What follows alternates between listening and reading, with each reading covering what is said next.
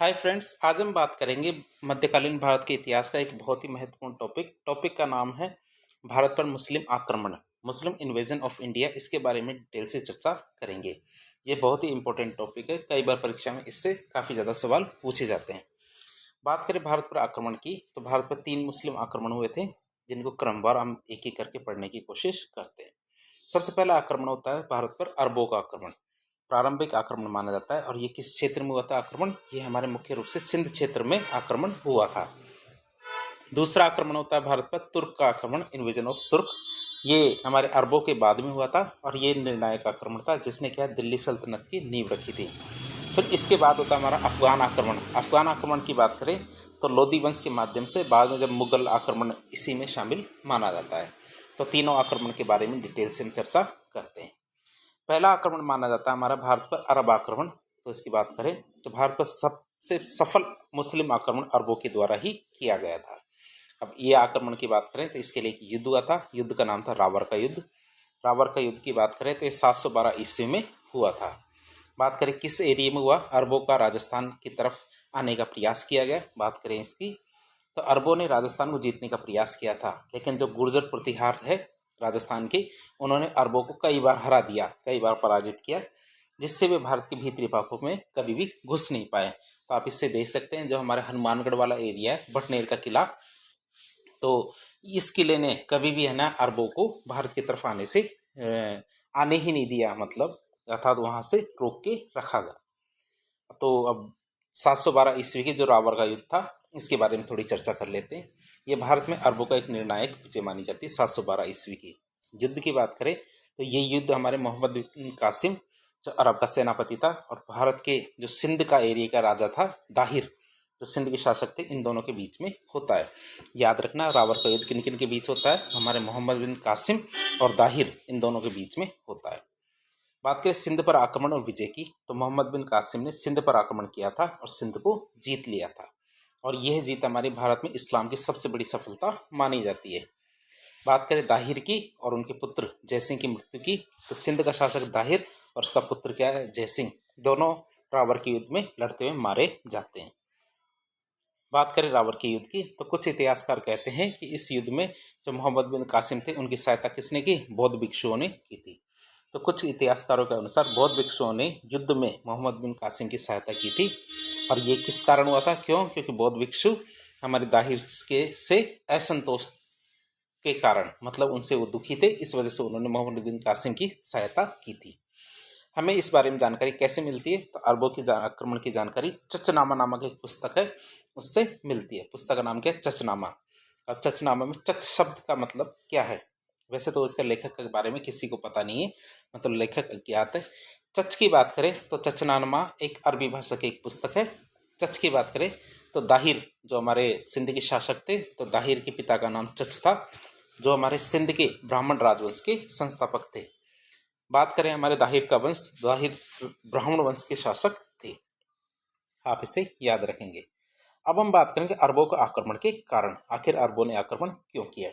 अब इसकी शुरुआत की बात करें तो इसके पीछे कई कारण थे। सबसे पहला कारण माना जाता है हमारे समुद्री लुटेरों के द्वारा लूट। बात करें इसकी कि श्रीलंका के एक शासक थे, तो श्रीलंका के शासक ने जो खलीफा वालिद थे, उनके लिए कुछ उपहार भेजे थे। देवल बंदरगाह पर समुद्री लुटेरों ने उन उपहारों को लूट लिया। मैं आपको मैप के माध्यम से थोड़ा समझाने की कोशिश करता हूँ कि जैसे भारत का ये वाला एरिया है, ये वाला एरिया है, इसमें यहाँ पे हमारे क्या है, श्रीलंका है। तो यहाँ क्या है, श्रीलंका के जो शासक थे, तो श्रीलंका के शासक ने उपहार भेजे थे ये हमारे यहाँ पे, जो हमारे खलीफा थे यहाँ पे भेजे थे। और यहाँ पे हमारे क्या, सिंध पड़ता था, तो सिंध के लुटेरों ने वो जो उपहार थे यहाँ से लूट लिए। तो हमारे जो खलीफा थे, तो खलीफा ने इनको दाहिर को रिक्वेस्ट की कि ऐसे कि जो लुटेरे हैं उनको आप पकड़िए और उनको सज़ा दीजिए। तो इन्होंने उनको पकड़ने से मना कर दिया और उनको सज़ा देने से भी मना कर दिया। इस वजह से अरब आक्रमण होता है। तो हम इसको टेक्स्ट में भी देख लेते हैं। टेक्स्ट में देखते हैं, इसको मिटा देते हैं। टेक्स्ट में देखें तो समुद्री लुटेरों के द्वारा वो हमारे गिफ्ट थे, उपहार थे, उनको लूट लिया जाता है। फिर दाहिर के इनकार की बात करें, दाहिर ने खलीफा के लोगों की सहायता करने से मना कर दिया और जो लुटेरे थे उन पर किसी भी प्रकार की कोई कार्रवाई नहीं की। फिर खलीफा का आदेश की बात करें तो खलीफा ने इराकी शासक अल हज्जाल को, क्या, जो हमारे खलीफा ने इराक के शासक थे अल हज्जाज, इसको भारत पर आक्रमण करने के लिए कहा। कि जब दाहिर ये मना कर देता है कि लुटेरों को सजा देने से मना करता है, तो अल हज्जाल भारत पर आक्रमण करने की कोशिश करता है। बात करें मोहम्मद बिन कासिम की, तो मोहम्मद बिन कासिम हमारे अल हज्जाज का भतीजा और दामाद था। तो अल हज्जाज उन्हें कहता है कि जाइए भारत पर आक्रमण कीजिए। तो इस आक्रमण का नेतृत्व कौन करता है? हमारे मोहम्मद बिन कासिम। जबकि वास्तविक कारण की बात करें तो उस समय के कारण और भी हो सकते हैं। जैसे वास्तविक कारण में भारत की आर्थिक संपन्नता हो सकती है, जिसको देख के अरब के लोग आकर्षित हुए थे, ये भी एक कारण हो सकता है। अब हम देखेंगे अरब का आक्रमण तो हो गया, अरब के आक्रमण के प्रभाव क्या क्या पड़े।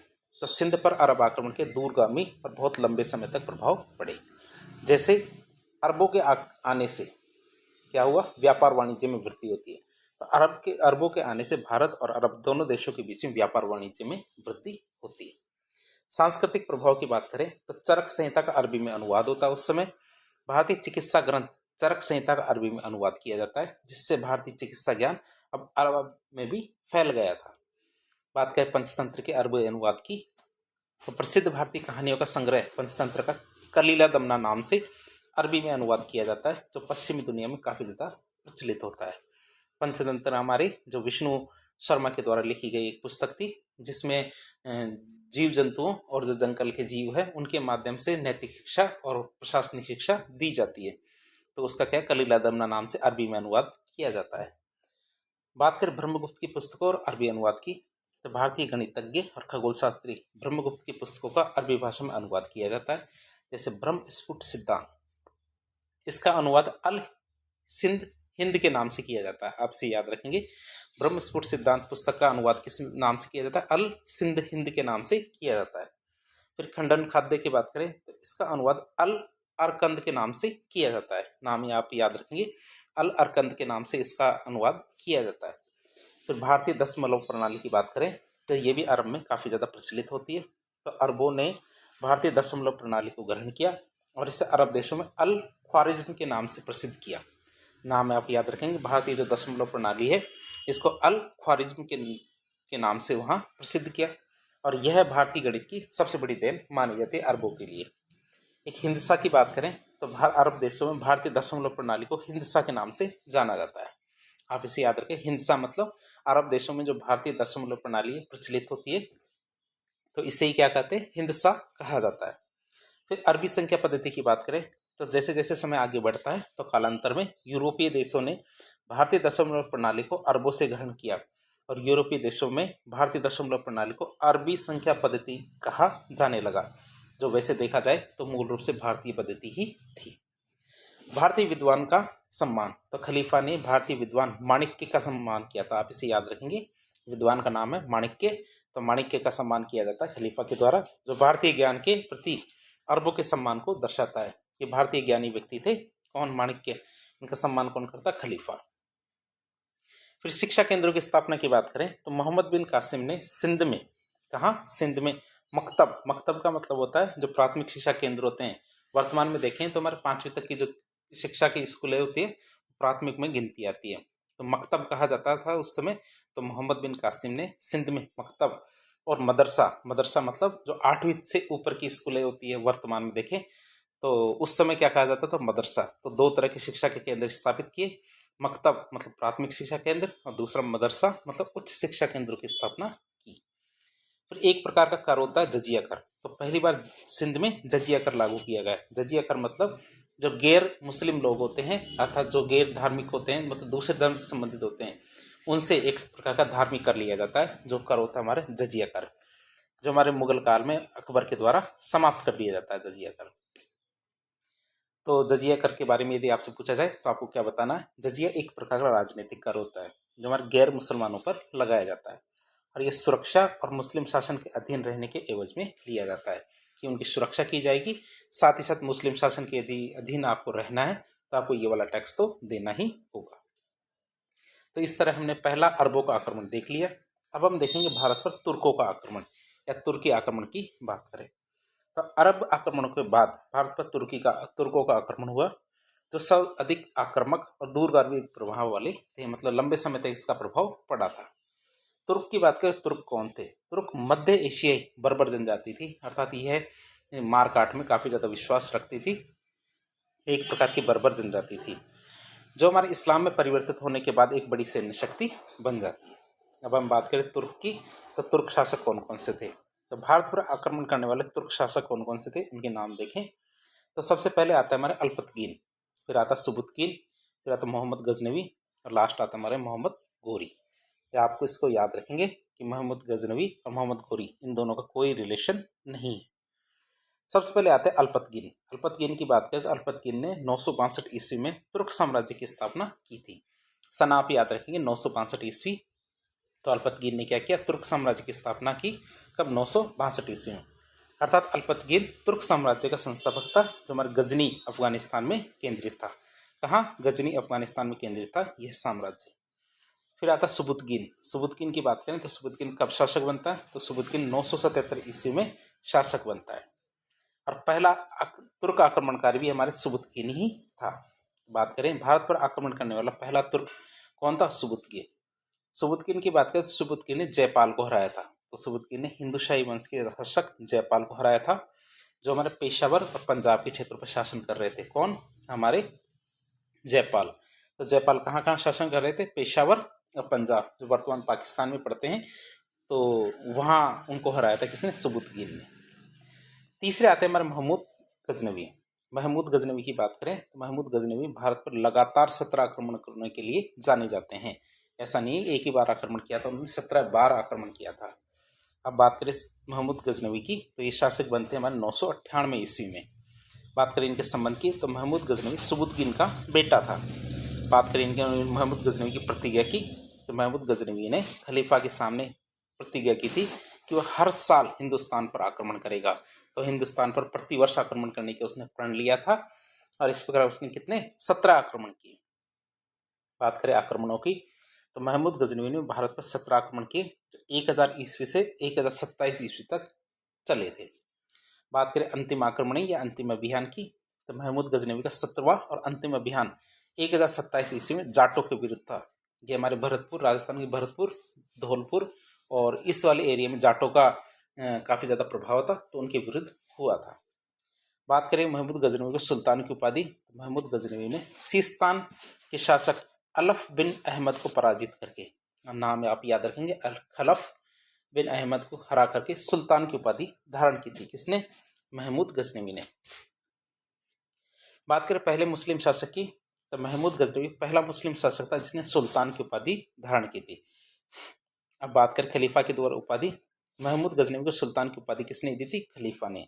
आप इसे याद रखेंगे। पहले मुस्लिम शासक था कौन? महमूद गजनवी, जिसने सुल्तान की उपाधि धारण की थी। बात करें सुल्तान की उपाधि की, तो सुल्तान क्या होता है? सुल्तान का अर्थ होता है खलीफा का प्रतिनिधि। मतलब शासन तो खलीफा कर रहा है, लेकिन उनके प्रतिनिधि के रूप में सुल्तान वहां पे शासन कर रहा है। रिप्रेजेंटेटिव ऑफ खलीफा होता है हमारे कौन? सुल्तान, जो हमारे खलीफा की वैधता और शक्ति को दर्शाता है। बात करें बुत शिकन, बुत शिकन पर कई बार परीक्षा में आ जाता है। बुत का मतलब होता है मूर्ति, तो वही आता है बुत शिकन। तो गजनवी ने बुत शिकन की उपाधि धारण की थी। बुत शिकन का अर्थ क्या होता है? बुत शिकन का अर्थ होता है मूर्ति भंजक, मतलब मूर्तियों को तोड़ने वाला। ये एकेश्वरवादी थे, और एकेश्वरवादी क्या होते हैं? मुस्लिम संप्रदाय के अंदर या मुस्लिम धर्म के अंदर केवल इस्लाम में जो अल्लाह होते हैं उन्हीं की पूजा करते हैं, इनके अलावा किसी भी धर्म में के किसी भी देवता की पूजा नहीं करते हैं। इसी वजह से जो हिंदू संप्रदाय की जो मूर्तियां होती हैं उनको तोड़ देते थे, इसलिए उनको मूर्ति भंजक या बुत शिकन कहते हैं।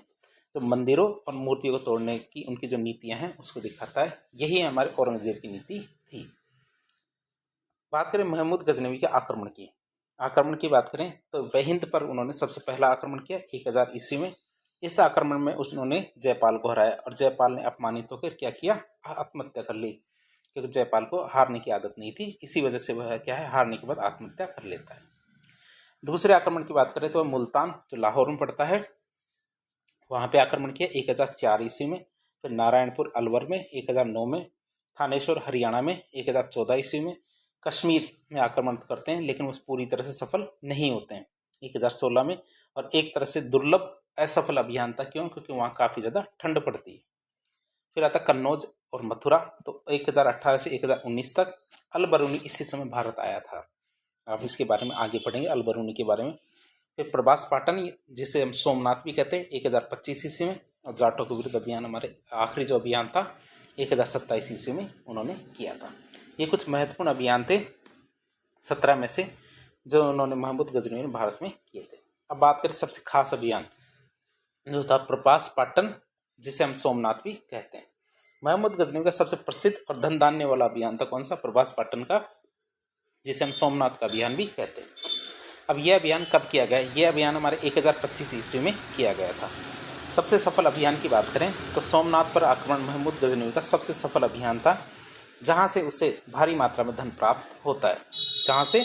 ये हमारे प्रभास पाटन, जिसे वर्तमान में सोमनाथ कहते हैं, वहां से उसे सबसे ज्यादा धन प्राप्त होता है, सोना। जब वो सोमनाथ को लूट लेता है तो वापसी के रास्ते की बात करें तो सोमनाथ से वापस लौटते समय महमूद गजनवी ने कच्छ और सिंध का रास्ता अपनाया कि मैं कच्छ और सिंध होते हुए अपने मूल स्थान पे जाऊंगा।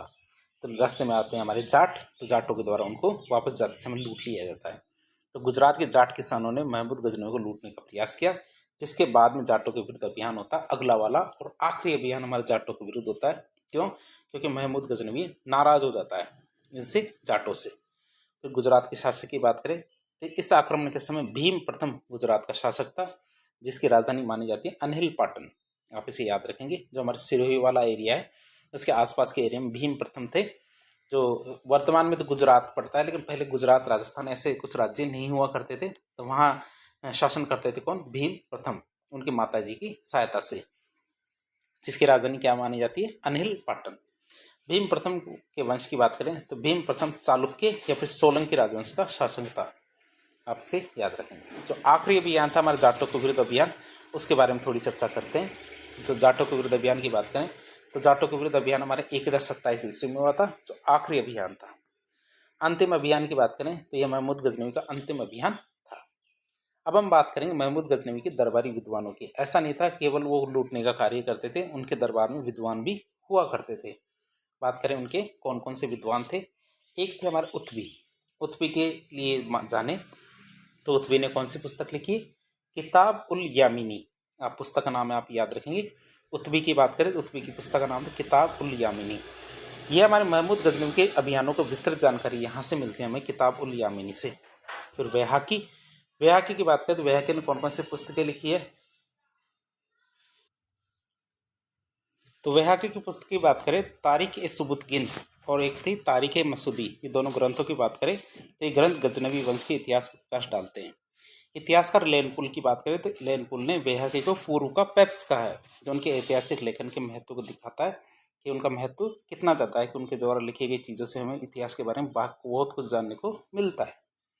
तीसरे हमारे विद्वान की बात करें तो ये थे हमारे फिरदौसी। फिरदौसी की बात करें तो इनकी पुस्तक का नाम है शाहनामा, और ये पुस्तक हमारे फारसी भाषा में लिखी गई है। बात करें शाहनामा की तो ईरान का एक राष्ट्रीय ग्रंथ माना जाता है शाहनामा को। शाहनामा ईरान का राष्ट्रीय ग्रंथ है, जो हमारे फारसी साहित्य की एक महान कृति मानी जाती है। चौथे विद्वान आते हैं हमारे अल बरूनी। इसका उल्लेख हमने पहले कर लिया है, वैसे तो एक बार और देख लेते हैं। इनकी पुस्तक का नाम था तहकीक ए हिंद, एक किताब उल हिंद भी कहते हैं। बात करें इस ग्रंथ की या इस पुस्तक की तो भारत के बारे में प्रत्यक्ष जानकारी मिलती है इससे। तहकीक ए हिंद या किताब उल हिंद भारत की प्रत्यक्ष जानकारी देने वाला पहला स्रोत माना जाता है, जिसमें भारतीय समाज, विज्ञान, धर्म और संस्कृति का विस्तृत विवरण मिलता है। आप इसे याद रखेंगे। अल बरूनी की पुस्तक का नाम है हमारे तहकीक ए हिंद, एक किताब उल हिंद। अल बरूनी के बारे में थोड़ी और जानकारी लेते हैं। तो अल बरूनी एक बहुमुखी विद्वान, भारत के एक महत्वपूर्ण प्रारंभिक पर्यवेक्षक थे, सुपरवाइजर मान सकते हैं आप। निवासी की बात करें तो अल बरूनी खिवा, जिसे ख्वारिज्म कहते हैं, वहाँ का रहने वाला था। गजनी के द्वारा बंदी बना दिया गया। तो बात करें इसके, महमूद गजनवी ने खिवा पर आक्रमण किया और अल बरूनी को बंदी बना लिया। तो बात करें आगे दरबारी ज्योतिषी की बात करें इनके, तो महमूद गजनवी ने अल बरूनी को अपना दरबारी ज्योतिष नियुक्त किया। भारत कब आए अल बरूनी? तो अल बरूनी कन्नौज आक्रमण के दौरान भारत आते हैं। कब? कन्नौज आक्रमण के दौरान भारत आते हैं। बात करें अल बरूनी की विषयों का ज्ञाता, तो अल बरूनी कई विषयों का ज्ञाता था, जैसे हमारे दर्शन शास्त्र, ज्योतिष, इतिहास, हमारे राजनीति विज्ञान, इस प्रकार कई विषयों के बारे में अल बरूनी जानता था और उनके बारे में काफ़ी कुछ लिखा भी है। बात करें भाषाओं के ज्ञान की, तो अल बरूनी को कई भाषाओं का ज्ञान था, जैसे हमारे अरबी, फारसी, तुर्की, ग्रीक, हिब्रू, इस प्रकार कई भाषाओं का उन्हें ज्ञान था। भारत की बात करें, भारत में शिक्षा, तो अल बरूनी ने बनारस गए, बनारस में उन्होंने संस्कृत और ज्योतिष इनकी शिक्षा प्राप्त की। आप इसे याद रखेंगे, अल बरूनी को संस्कृत और ज्योतिष की शिक्षा भी पता थी। बात करें अनुवाद की, तो अल बरूनी ने यूक्लिड, आप इसे याद रखें, यूक्लिड की ज्यामिति, ये जिसे ज्योमेट्री कहते हैं, इसका संस्कृत में अनुवाद किया था। ये यूक्लिड एक गणितज्ञ थे, उनकी जो पुस्तक थी ज्योमेट्री, जिसे ज्यामिति भी कहते हैं, तो इसका संस्कृत में अनुवाद किया। भारत की बात करें, तो भारत का उन्होंने किस प्रकार से वर्णन किया, तो अल बरूनी ने भारत की राजनीतिक, सांस्कृतिक, सामाजिक और आर्थिक इन स्थितियों के बारे में उस समय की काफ़ी ज़्यादा कुछ बताया था, ताकि जिससे हमें पता चलता है कि उस समय की स्थितियाँ कैसी थी। बात करें सामाजिक प्रथाओं की का वर्णन, तो अल बरूनी ने सती प्रथा, वर्ण व्यवस्था, जाति प्रथा और भारतीय व्यंजन इन सब का वर्णन किया। भारतीय ज्ञान की प्रशंसा की बात करें, तो अल बरूनी ने भारतीयों के ज्ञान की प्रशंसा की। उन्होंने भारतीयों को क्या कहा, कूपमंडुक। बात करें इसकी कैसे, तो अल बरूनी ने भारतीयों को कूपमंडुक या वेरी नैरो माइंडेड कहा, अर्थात संकीर्ण सोच वाले लोग का, जिसका अर्थ है कि वे अपने ज्ञान को बाहरी दुनिया से साझा नहीं करते हैं। भारतीय काफ़ी ज़्यादा ज्ञानी है, लेकिन वो दूसरी दुनिया के या दूसरे देशों के जो लोग होते हैं उनके साथ अपने ज्ञान को साझा नहीं करते और अपने ज्ञान तक ही सीमित रहते हैं। इसलिए अल बरूनी ने भारतीय विद्वानों को क्या कहा, कूपमंडुक कहा। आप इसे याद रखेंगे। चौथा आक्रमण होता है हमारे कौन सा, मोहम्मद गोरी का। तो मोहम्मद गोरी का भारत में मुस्लिम शासन की स्थापना में बहुत ही महत्वपूर्ण योगदान रहा था। संबंध की बात करें, तो मोहम्मद गोरी का संबंध गौर प्रांत से था, इसलिए उनको गोरी कहा जाता है। राजधानी की बात करें, तो उनकी राजधानी कौन सी थी, गजनी, जो वर्तमान में कहाँ पड़ती है, हमारे अफगानिस्तान में। अब महमूद गजनवी के साथ संबंध की बात करें, तो मोहम्मद गजनवी का गौरी का महमूद गजनवी से कोई लेना देना या कोई संबंध नहीं था। वह दोनों अलग अलग राजवंशों से संबंधित थे। अन्य नामों की बात करें, तो इनका अन्य नाम था मोहम्मद बिन साम। बात करें इनकी, तो 1206 ईस्वी में मोहम्मद गोरी की मृत्यु हो जाती है। जब इनकी मृत्यु होती है तो इनके उत्तराधिकार कौन बनते हैं, आप इसे याद रखेंगे कि मोहम्मद गोरी की मृत्यु के बाद कुतुबुद्दीन ऐबक ने स्वयं को स्वतंत्र शासक घोषित किया था, जिसी के माध्यम से क्या है, दिल्ली सल्तनत की नींव पड़ती है। बात करें सिक्कों की, तो मोहम्मद गोरी ने मोहम्मद बिन साम नाम के सिक्के चलवाए थे, और ये भी किस भाषा में, देवनागरी लिपि की में मोहम्मद बिन साम नाम से सिक्के चलवाए थे। फिर दहलीवाल सिक्के, तुर्कों के आक्रमण के समय दहलीवाल सिक्के चलते थे, आप इसे याद रखेंगे। बात करें इन सिक्कों की, तो देवी लक्ष्मी का चित्र इन पे होता था। तो मोहम्मद बिन साम सिक्कों पर देवी लक्ष्मी का चित्र बनवाया था, अर्थात मिलता है, जो उनकी धार्मिक सहिष्णुता और भारतीय जनता के साथ सामंजस्य स्थापित करने के प्रयास को दिखाता है कि एक तरफ तो उन्होंने मोहम्मद बिन साम लिखवाया, दूसरी तरफ उन्होंने देवी लक्ष्मी के चित्र बनवाए। बात करें मोहम्मद गोरी के अभियान की, तो मोहम्मद गोरी ने कौन कौन से अभियान किए भारत पर। पहला अभियान आता है इनका मुल्तान अभियान। मुल्तान अभियान की बात करें तो ये कब हुआ, ये हमारे 1175 ईस्वी में हुआ, और ये भारत में सबसे पहला महत्वपूर्ण अभियान था मोहम्मद गोरी का। बात करें गुजरात अभियान की, तो गुजरात अभियान 1178 ईस्वी में हुआ। आक्रमण की बात करें तो मोहम्मद गोरी ने गुजरात पर आक्रमण किया था। उस समय गुजरात का शासक था मूल द्वितीय, जिसे भीम द्वितीय भी कहते हैं। अब भीम द्वितीय की बात करें तो इनके संरक्षिका या पेट्रोनेट कौन थे, तो मूल द्वितीय भीम द्वितीय की संरक्षिका थी नायिका देवी, जो उनकी माता थी।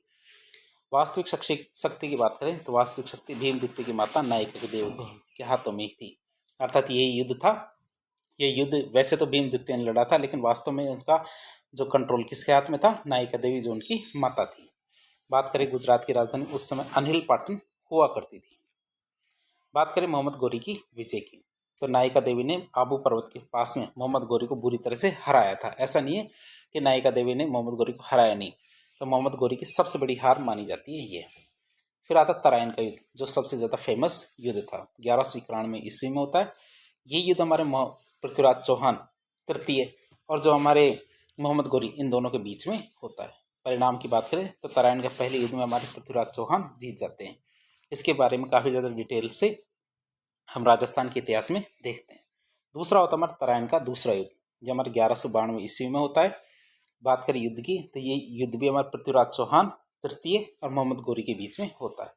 युद्ध के परिणाम की बात करें तो इस युद्ध में मोहम्मद गोरी जीत जाते हैं और पृथ्वीराज चौहान को बंदी बना लिया जाता है। बात करें हमारे पृथ्वीराज चौहान की मृत्यु की, तो यह असमंजस की स्थिति है। क्यों? क्योंकि इसके बारे में स्पष्ट रूप से जानकारी कहीं से नहीं मिलती है। पृथ्वीराज चौहान की कि युद्ध के दौरान ही मृत्यु हो जाती है। कई स्रोतों के बाद में पता चलता है कि उनकी मृत्यु युद्ध के दौरान नहीं होती, बाद में होती है। बात करें युद्ध की, तो युद्ध क्यों हुआ था? युद्ध का कारण था हमारा तबर हिंद जो बठिंडा है, उस पर अधिकार को लेकर ये विवाद था कि कौन जीते, तो इस वजह से युद्ध होता है। इसके बाद हमारे होता है चंदावर का युद्ध। चंदावर का युद्ध हमारे 1194 ईस्वी में होता है, और ये हमारे जो पृथ्वीराज तृतीय के ससुर थे हमारे कौन, जयचंद गढ़वाल, उन्होंने जो हमारे जो युद्ध होता है तराइन का दूसरा युद्ध, तो इस युद्ध में हमारे जो पृथ्वीराज चौहान की सहायता नहीं की थी इनके ससुर ने, जयचंद गढ़वाल ने, तो उसके बाद इन्हीं का नंबर आता है। आप इसके बारे में राजस्थान के इतिहास में काफ़ी ज़्यादा डिटेल से पढ़ते हैं। तो हमारे जयचंद गढ़वाल और हमारे मोहम्मद गौरी के बीच में युद्ध होता है 1194 में, चंदावर का युद्ध। परिणाम की बात करें तो चंदावर के युद्ध में मोहम्मद गौरी जीत जाते हैं और जयचंद मारा जाता है। बात करें प्रशासनिक व्यवस्था की, तो मोहम्मद गौरी ने अपने सेनापति कुतुबुद्दीन ऐबक को जितने भी जीते हुए क्षेत्र थे भारत के, वहाँ का गवर्नर बनाया और स्वयं कहाँ चला गया, गजनी चला गया। बात करें खोखरों के भी अभियान, तो 1205 में मोहम्मद गौरी क्या करते हैं, 1205 में खोखरों के विरुद्ध अभियान करते हैं, और खोखरों के विरुद्ध अभियान में मोहम्मद गौरी घायल हो जाते हैं, और इसी चोट के कारण 1206 में उनकी मृत्यु हो जाती है। तो इस तरह हमने मध्यकालीन भारत के इतिहास का एक बहुत ही महत्वपूर्ण टॉपिक देखा, जैसे भारत पर मुस्लिम आक्रमण के बारे में काफ़ी डिटेल से जानने की कोशिश की। इस प्रकार के इन्फॉर्मेटिव वीडियो देखने के लिए हमारे चैनल से जुड़े। वीडियो यदि पसंद आता तो वीडियो को लाइक करें, चैनल को सब्सक्राइब करें, अपने दोस्तों के साथ शेयर करें। धन्यवाद।